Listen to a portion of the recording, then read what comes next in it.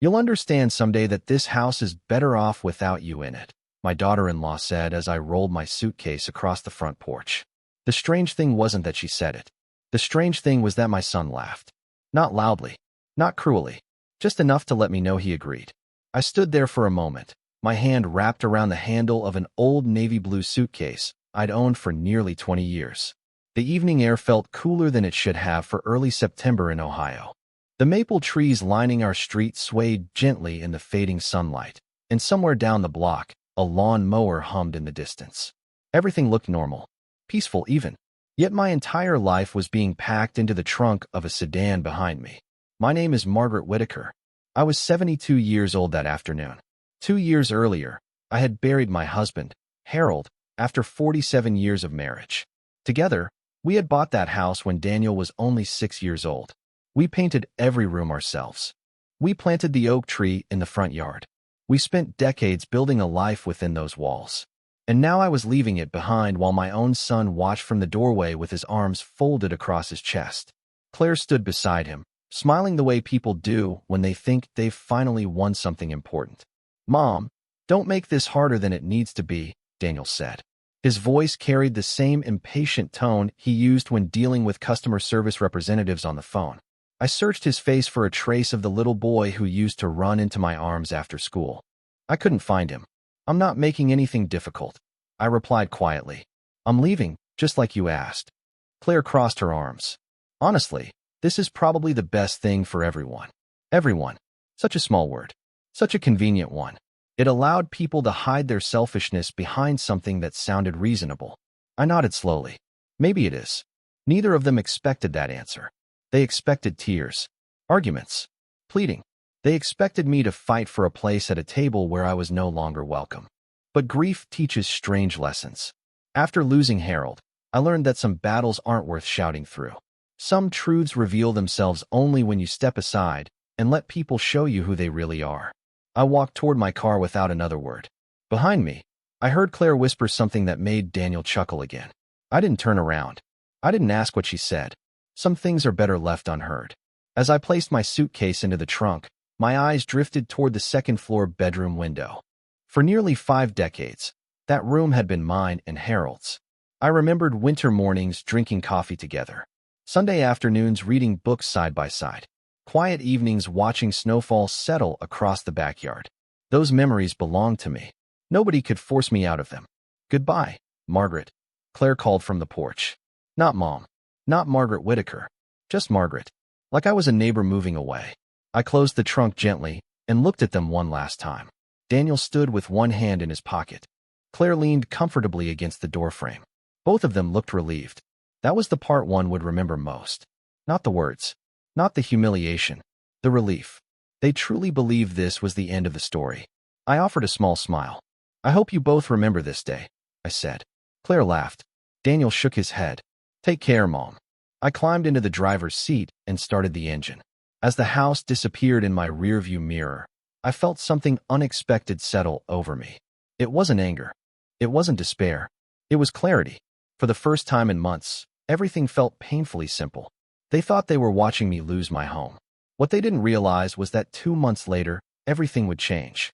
The drive to my new apartment took just under 40 minutes, but it felt like I was crossing into another life entirely. By the time I pulled into the parking lot, the sun had disappeared behind a line of gray clouds, leaving the evening wrapped in a soft autumn darkness. The building was nothing special. 3 stories, brown brick, a small patch of grass near the entrance. The kind of place most people drove past without noticing. Yet as I carried my suitcase through the front door, I realized something important. Nobody there knew I had just been pushed out of my home. Nobody knew my son had stood by while his wife erased me from their lives.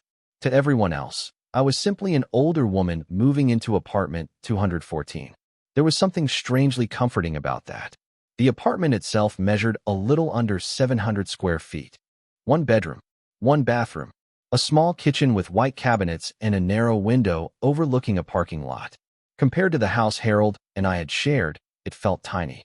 But it was quiet. No tense dinners. No whispered conversations that stopped when I entered a room. No feeling that I was an unwanted guest in a place I once called home. I unpacked slowly. A few framed photographs. Some books. My favorite coffee mug. The quilt Harold's mother had sewn decades earlier. Each item found its place with deliberate care. When I finished, I sat on the edge of the bed and listened to the silence. It was not an empty silence. It was a peaceful one. The next morning, I woke before sunrise out of habit. Harold had always been an early riser. For years, I had started each day by making coffee while he read the newspaper at the kitchen table. Even after his passing, my body still followed the same routine. I brewed a small pot of coffee and stood by the window watching the first lights spread across the parking lot. A few residents walked their dogs. Someone loaded groceries into a pickup truck. Life moved forward the way it always did. Quietly, without asking permission. During the following weeks, Daniel rarely called. When he did, the conversations felt rushed. Mechanical. He spoke about work, the weather, minor repairs around the house. He never once asked how I was adjusting. Claire never called at all. That hurt more than I wanted to admit. Not because I expected kindness from her, but because her silence confirmed what I had suspected for years. She had never viewed me as family. I was simply an obstacle that had finally been removed. One afternoon, about 3 weeks after moving out, I visited a grocery store near my apartment. As I pushed my cart through the produce section, I spotted a former neighbor named Susan Parker. We had lived on the same street for nearly 20 years. Her smile faded the moment she saw me. "Margaret, what happened?" she asked softly. "We heard you moved." I forced a smile. I needed a change. Susan looked unconvinced. She hesitated before speaking again. "Well, there have been a lot of changes over there lately." Something in her tone made me pause. "What kind of changes?" She lowered her voice. "Contractors, real estate agents, people coming and going." I assumed Daniel and Claire were preparing the property for something. Property, not home. Property. The word stayed with me all afternoon. Later that evening, I sat at my small kitchen table staring at a photograph of Harold. It had been taken during a family vacation nearly 15 years earlier. He stood beside me with one arm around my shoulder, smiling at something outside the frame. Harold had always paid attention to details. He planned ahead, protected the people he loved. As I studied his face, a memory surfaced. A conversation we had shared less than a year before his passing. At the time, it seemed ordinary. Now it felt different. Important. "If anything ever feels wrong," he had told me one evening, "promise me you will look inside the cedar box." I had not thought about those words in months. Suddenly, I could not stop thinking about them. For the next several days, I found myself thinking about the cedar box more often than I cared to admit. Harold had never been a dramatic man. He was practical, thoughtful, the kind of person who kept important documents organized and labeled. If he had specifically mentioned that box, there had to be a reason. On a quiet Thursday morning, I drove to a small storage facility on the edge of town. Before I moved out, I had placed a few personal belongings there, things I did not want left behind in the house. The cedar box was among them. I remember standing in front of the storage unit for several seconds before unlocking the door. Dust floated through thin beams of sunlight.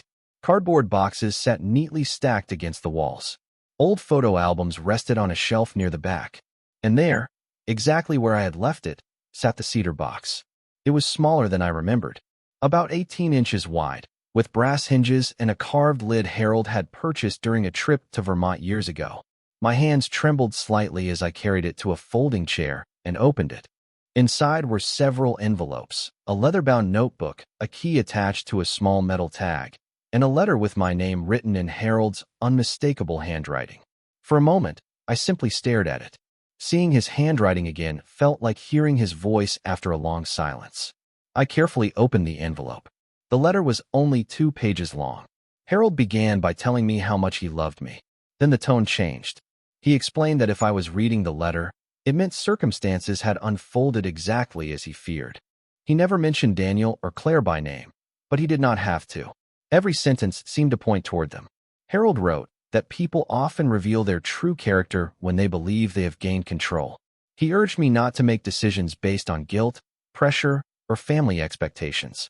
Most importantly, he instructed me to contact a man named Robert Haynes if I ever felt uncertain about my future. The name immediately sounded familiar. Robert had been Harold's attorney for more than 20 years. I had met him several times at holiday gatherings and charity events. Beneath the letter rested a business card with his direct phone number written in blue ink. I turned my attention to the leather notebook next. It contained handwritten notes stretching back nearly 3 years. Most were brief observations, dates, meetings, financial reminders. Yet as I continued reading, a pattern began to emerge. Harold had documented conversations he found concerning, comments Claire made about the house, discussions about inheritance, remarks about downsizing that seemed strangely persistent even before his health began to decline. The entries were calm and factual. Harold was never the type to exaggerate. That made them even more unsettling. By the time I finished reading, nearly 2 hours had passed. I sat quietly in the storage unit, listening to the distant sound of traffic beyond the fence. For the first time since leaving the house, I felt something shift inside me. The confusion that had followed me for weeks began giving way to understanding. Harold had seen something long before I did. He had noticed details I dismissed. He had prepared for possibilities I refused to imagine. Later that afternoon, I returned to my apartment and placed the cedar box on the kitchen table. I poured a cup of coffee and stared at Robert Haynes's business card. Outside, rain tapped softly against the window. Inside, the apartment felt unusually still. My phone sat beside the card. I looked at it for several minutes before finally reaching out. The call connected after only 2 rings. Robert Haynes speaking. I took a slow breath. Robert, this is Margaret Whitaker. There was a brief pause. Then his voice softened immediately. Margaret, I have been hoping I would hear from you someday. I think it is time we talk. Robert scheduled our meeting for the following Tuesday. The days leading up to it felt unusually long. Not because I was afraid of what I might learn, but because for the first time in months, I sensed that answers existed. Real answers. The kind that do not depend on excuses, family stories, or carefully edited versions of the truth. Tuesday morning arrived with clear skies and crisp autumn air. I drove 45 minutes to Robert's office in downtown Columbus. The building stood on a quiet corner lined with brick sidewalks and old maple trees beginning to turn gold. Harold had brought me there once years ago. At the time, I paid little attention to what happened inside. Legal matters always seemed like something he handled effortlessly. As I stepped through the glass doors, memories followed me inside. The receptionist greeted me warmly and escorted me to a conference room overlooking the city. A few minutes later, Robert entered carrying a thick leather folder. He looked older than I remembered. More gray hair, reading glasses resting low on his nose. But his expression remained steady and kind. He shook my hand and sat across from me. For a moment, neither of us spoke. Then he looked directly at me and said something I had not expected. Harold worried about you. I lowered my eyes toward the table. I know. Robert nodded slowly. Not because he thought you were weak. Quite the opposite. He worried because you always believed the best about people. The words settled heavily between us. After all, that had always been true. I believed family would choose love over greed. I believed loyalty mattered. I believed decades of sacrifice meant something. Robert opened the folder. Inside were documents, letters, and financial records carefully organized into sections. Several years before Harold passed away, he updated almost every part of his estate plan, Robert explained. He did not make those changes because he expected conflict.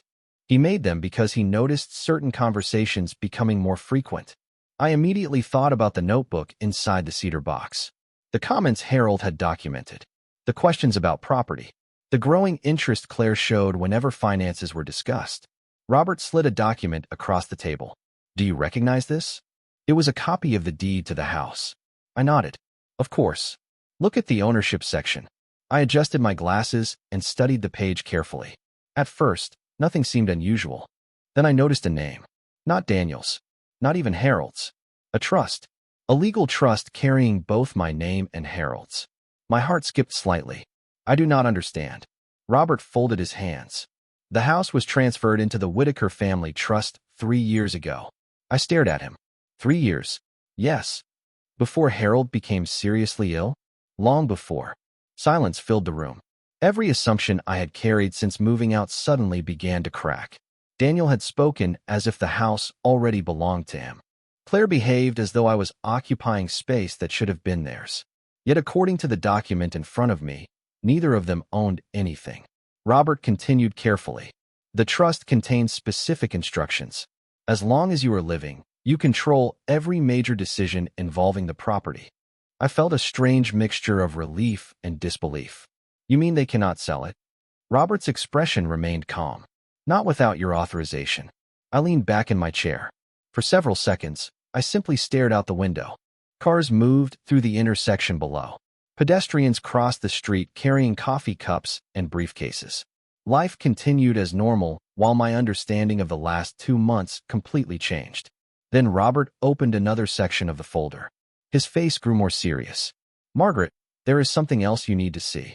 He placed several printed emails on the table. The moment I saw Claire's name at the top of the page, a cold feeling settled into my stomach. My eyes moved slowly across the printed emails. The first message appeared harmless enough. Claire was communicating with a real estate consultant about property values in our neighborhood. The second email was different. Then the third. With every page, the picture became clearer. These were not casual inquiries. They were plans, detailed plans, discussions about timing, market conditions, renovation costs, estimated sale prices. One email contained a sentence that made my chest tighten. Once Margaret moves out permanently, everything becomes much easier. I read it twice, then a third time, not because I misunderstood it, but because I wanted to be absolutely certain I had not imagined those words. Robert remained silent while I continued reading. He understood that some truths require space. Another email referenced a larger home Claire wanted to purchase, a lakefront property nearly 2 hours away. There were notes about mortgage pre-approval and projected proceeds from selling my house. My house, not theirs, mine. Yet every message treated the sale as though it were already guaranteed, as though I had already disappeared from the equation. I carefully placed the papers back on the table. For a long moment, I said nothing. I thought about the day I left, the relief on Claire's face, the way Daniel avoided looking directly at me, the contractors Susan had mentioned. Suddenly, every piece fit together. They had not simply wanted me gone. They had already built an entire future around the assumption that I would stay gone. Does Daniel know about these emails? I finally asked. Robert adjusted his glasses. That is difficult to answer. What does that mean? He opened another section of the folder. Some of the correspondence includes both of them. Some includes only Claire. I studied several pages. Daniel's name appeared occasionally. Short responses. Brief acknowledgments. Nothing that suggested he was leading the plan, but nothing that suggested he was stopping it either. That realization hurt more than I expected. People often imagine betrayal as a dramatic act. In reality, it is usually quieter. A person simply watches something wrong happen and decides not to interfere. Robert folded his hands. Harold anticipated the possibility that pressure might be placed on you after his passing. I looked up. He really saw all of this coming, did he not? Robert nodded slowly. More than you realize. He reached into the folder and removed a sealed envelope. The paper had yellowed slightly with age. Across the front, written in Harold's handwriting, were the words, "To be opened only if necessary." My throat tightened immediately. Robert slid the envelope toward me. Harold left instructions regarding this letter. My fingers rested on the edge of the envelope. Instructions? He said I was only to deliver it if circumstances reached a certain point. And they have. Yes. I opened it carefully. Inside was a single handwritten page. Harold's writing remained steady and familiar. As I read, tears gathered in my eyes for the first time in many weeks. He wrote that families should never be measured by what people inherit. It should be measured by how they treat one another when no reward is involved. He explained that if I was reading the letter, it meant someone had mistaken kindness for weakness. Then came the final paragraph. Harold instructed me never to surrender my security simply to keep peace with people who had already abandoned fairness. He reminded me that protecting myself was not selfish. It was necessary. By the time I finished, the room had fallen completely silent. Robert gave me time to collect myself. Outside the conference room window, the afternoon sun reflected off nearby buildings. Life continued as usual, yet something fundamental had changed inside me. For months, I had questioned my own judgment, wondered whether I was overreacting, wondered whether moving out had been the right thing to do. Now those doubts were gone. The facts were sitting directly in front of me. The trust, the emails, the letter, the plans they had made without me. Robert finally spoke. Margaret, there is one more thing you should know. I folded Harold's letter carefully and looked up. Robert's expression had become noticeably more serious.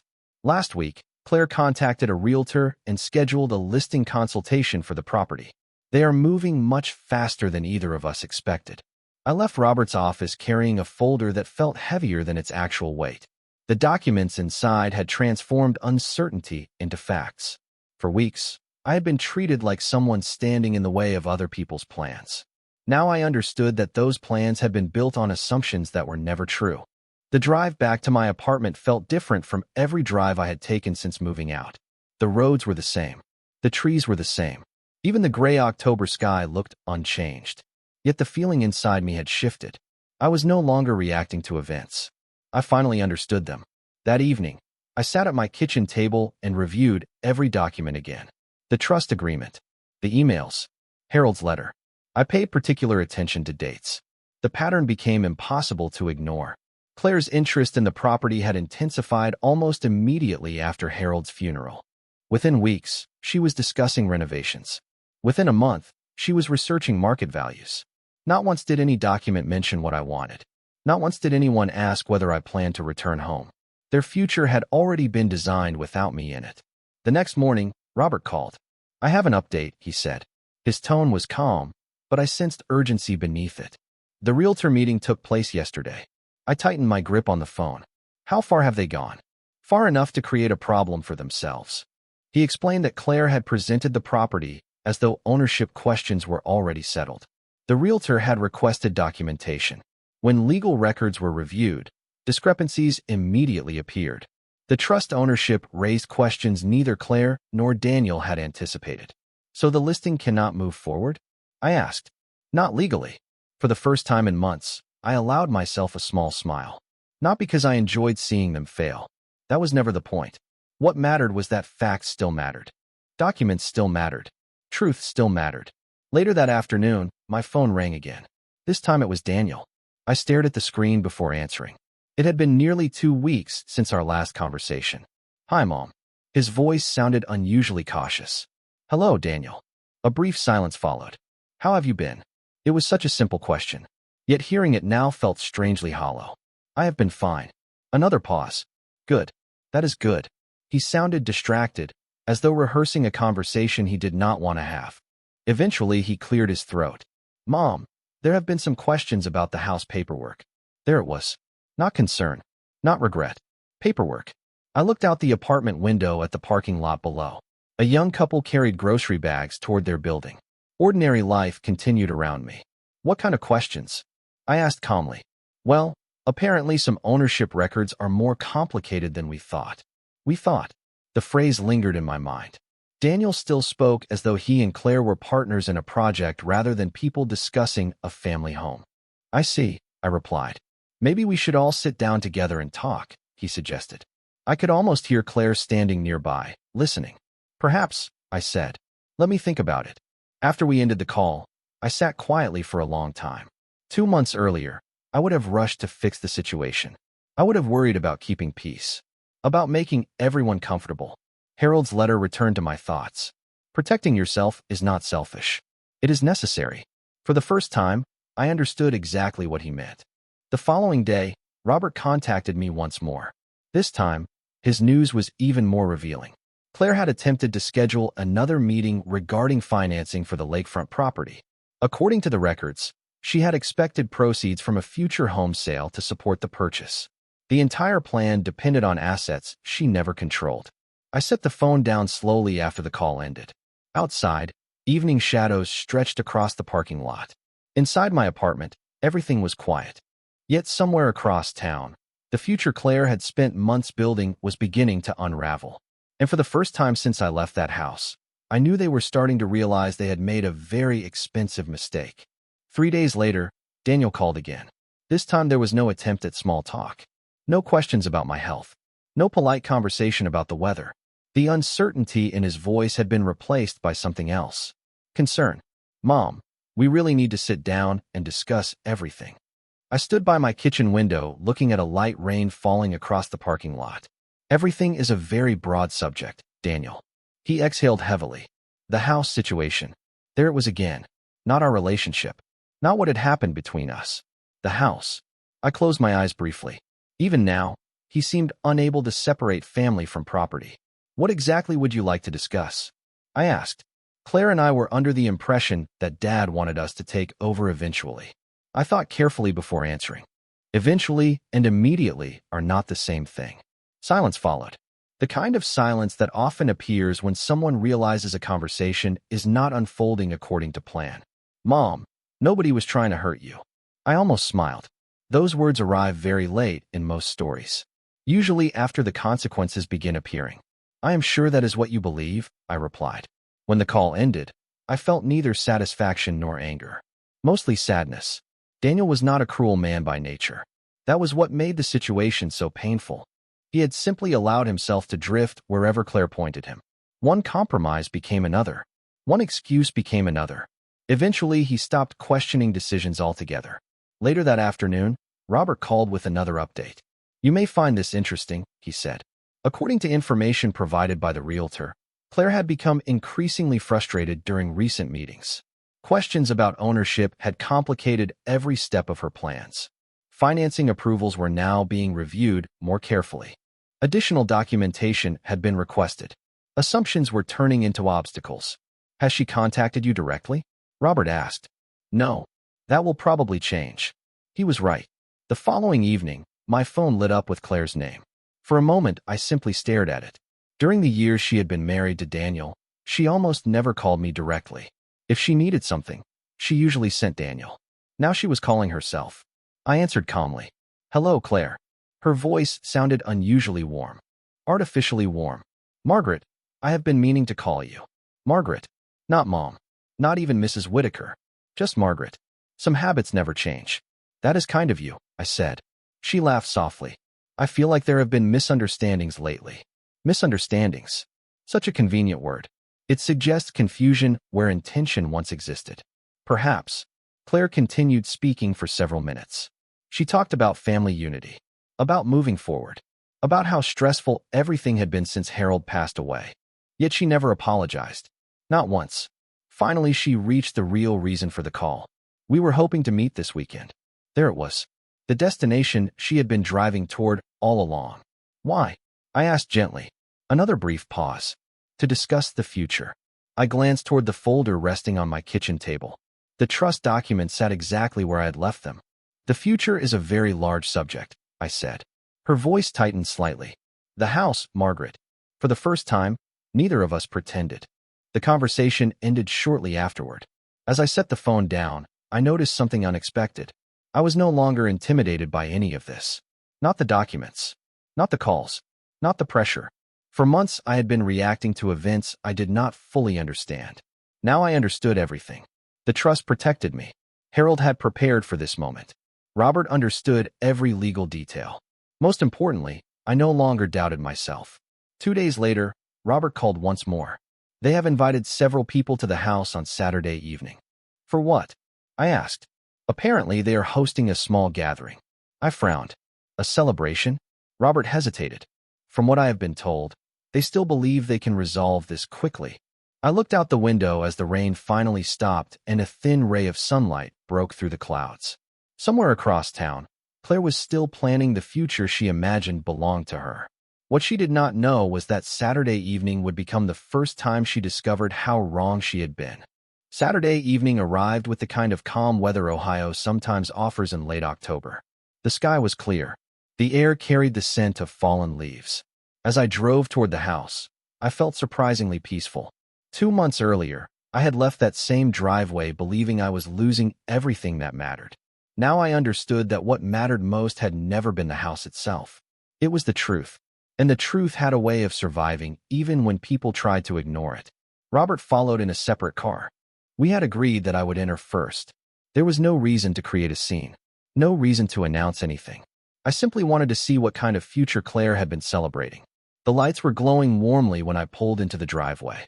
Several vehicles were parked along the curb. Through the front windows, I could see people moving around inside holding drinks and chatting comfortably. For a brief moment, memories rushed back. Birthday dinners. Christmas mornings. Harold laughing at the dining room table. Then the memories faded and reality returned. I walked to the front door and rang the bell. Claire answered almost immediately. The smile on her face disappeared so quickly that it was almost impressive.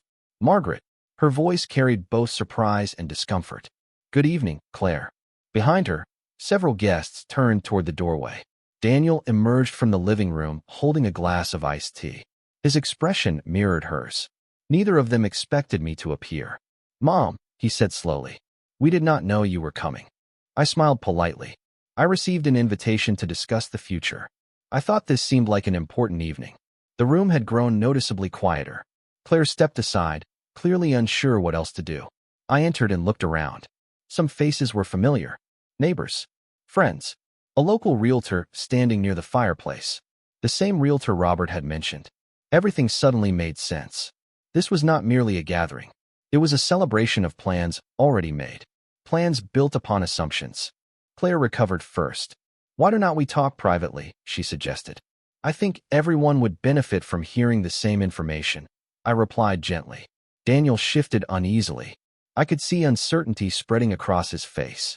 For perhaps the first time, he realized events were moving beyond his control. A few seconds later, the front door opened again. Robert entered carrying a leather briefcase. The realtor immediately recognized him. So did several other guests. Conversations stopped altogether. Claire's confidence visibly weakened. Robert greeted everyone politely before joining me near the dining room table. The same table where Harold and I had shared countless meals over the years. Robert opened his briefcase and removed several documents. Nobody spoke. The silence felt heavy enough to touch. "I apologize for interrupting your evening," Robert said calmly. "However, there appears to be significant confusion regarding ownership of this property." The word ownership changed everything. Faces turned. Questions appeared in people's eyes. Claire folded her arms tightly across her chest. Daniel stared at the documents. Robert continued speaking in the measured tone that experienced attorneys develop over decades. He explained the trust. He explained the legal structure Harold established years earlier. He explained who controlled the property and who did not. With every sentence, the atmosphere inside the room shifted. The realtor's expression changed first. Then several guests exchanged uncomfortable glances. Daniel looked increasingly pale. Claire remained completely still. The future she had described to so many people was dissolving in front of them. Finally, Robert placed the trust agreement on the table. "The authority to make decisions regarding this property belongs to Margaret Whitaker." Nobody said a word. The silence lasted several seconds. Then Daniel slowly looked at me. For the first time in months, he seemed to truly see me. Not as an obstacle. Not as a problem to solve. Simply as his mother. And in that moment, I realized the evening was only beginning. The room remained silent long after Robert finished speaking. Nobody rushed to fill the awkward space. Nobody knew how. Facts have a way of doing that. They leave very little room for imagination. Daniel looked from the trust agreement to me and then back to the papers again. It was as though he was seeing a completely different version of the last 2 months. One where assumptions did not matter. One where reality had been waiting patiently beneath every decision he and Claire had made. Claire finally spoke first. "There has to be some mistake." Her voice was quieter than I had ever heard it. Robert shook his head calmly. "There is no mistake." She looked around the room, searching for support. None came. The realtor stared at the documents. Several guests suddenly became very interested in their drinks. Nobody wanted to stand beside a losing argument. I felt no satisfaction watching it happen. That surprised me. For weeks, I imagined this moment would feel like victory. Instead, it felt like clarity. The truth had finally arrived, and it was doing exactly what truth is supposed to do. It was separating facts from stories. Daniel slowly lowered himself into a chair. "Dad never told me." Robert nodded. Harold believed actions reveal character better than warnings ever could. The words landed harder than any accusation. Daniel lowered his eyes. For the first time all evening, he looked genuinely ashamed.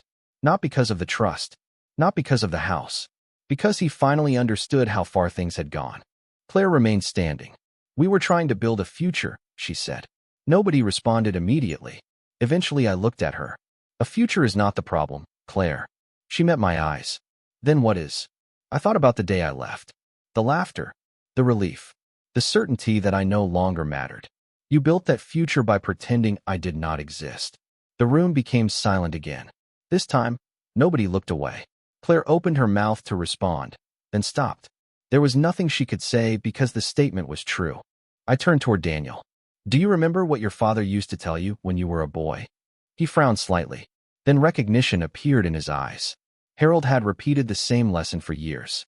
Never step over people on your way to something you want, Daniel said quietly. I nodded. Your father believed that. The disappointment on Daniel's face seemed deeper than anything else that evening. He was no longer arguing with me. He was arguing with the realization of who he had become. After a few minutes, guests began leaving. Conversations were short. Goodbyes were awkward. Within half an hour, the house was nearly empty. The realtor left next. Robert gathered his papers and prepared to go. Before leaving, he placed a hand on my shoulder. Harold would be proud of how you handled this. I smiled softly. Thank you, Robert. When the front door finally closed, only 3 of us remained. Daniel sat quietly at the dining room table. Claire stood near the kitchen. I looked around the room that had once been the center of our family. The photographs were still on the walls. Harold's favorite clock still hung above the fireplace. The house felt familiar again, not because ownership had been confirmed, because the illusion had finally ended. Daniel stood and walked toward me. His eyes were red with regret. Mom, I am sorry. There was no speech, no elaborate explanation, just those 3 words, honest and overdue. I studied his face for a long moment before nodding. Forgiveness and trust are not the same thing. One can begin immediately. The other takes time. I know, I said. Then I picked up my purse and headed toward the door. Claire looked surprised. You are leaving? I smiled gently. Yes. She glanced around the house. But you could move back. I paused. 2 months earlier, I would have accepted instantly. Now the answer felt different. This house is still part of my life, I said. But I no longer need it to prove my worth. I stepped outside into the cool evening air. The stars were beginning to appear above the quiet street. As I walked toward my car, I thought about Harold, about the cedar box, about every warning I failed to see and every lesson he left behind. 2 months earlier, they believed I was losing everything. The truth was much simpler. I had lost a house for a while. They had nearly lost a family forever.